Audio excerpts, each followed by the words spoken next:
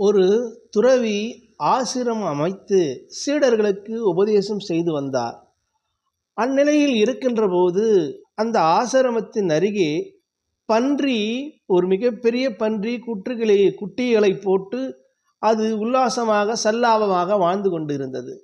இதன் தொல்லை பொறுக்க முடியாமல் இந்த ஆசிரமம் மூடப்பட்டிருந்தது. இதை விரட்டி அடிக்க சீடர்கள் நினைத்தார்கள், துரத்தி அடிக்க எத்தமித்தார்கள். அப்போது குரு சொல்லுகிறார், நம்மை போலவே அதுவும் ஒரு பிறவி எடுத்தது, அதன் போக்கில் அது விட்டுவிடுங்கள், அது வாழ விட்டுவிடுங்கள், நம் வாழ்க்கையை நாம் பாருங்கள் என்றார். அனுதினமும் இவர் குளத்தில் குளிக்க போகின்ற போது பன்றிகள் எல்லாம் கூட்டமாக செல்லும். இதை பார்த்து இந்த குரு சிரிப்பார், நகைச்சுவையாக பார்ப்பார். இது என்ன, இது அதிசயமாக வியந்து பார்ப்பார். சீடர்கள் எல்லாம் முகம் சுழிப்பார்கள்.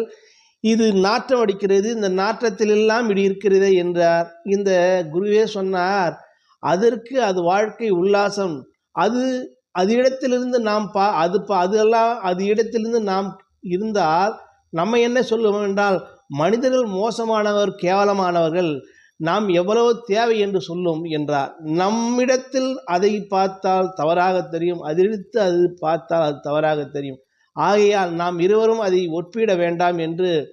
சில காலம் போனது. வயது முதிர்ந்தார் அந்த துறவி ஒரு நாள் கனவில் இறைவன் தோன்றினார். அப்பா, உன்னை சில நாட்களில் உயிர் போகப் போகிறது. அடுத்த பிறவி பக்கத்தில் இருக்கக்கூடிய ஒரு பன்றியின் வயிற்றில் கருவில் நீ பன்றியாக போய் இருப்பாய் என்றார். அதிர்ந்து போன துறவி எழுந்தார். சுவாமி, இது என்ன? இது நான் என்ன பாவம் செய்தேன்?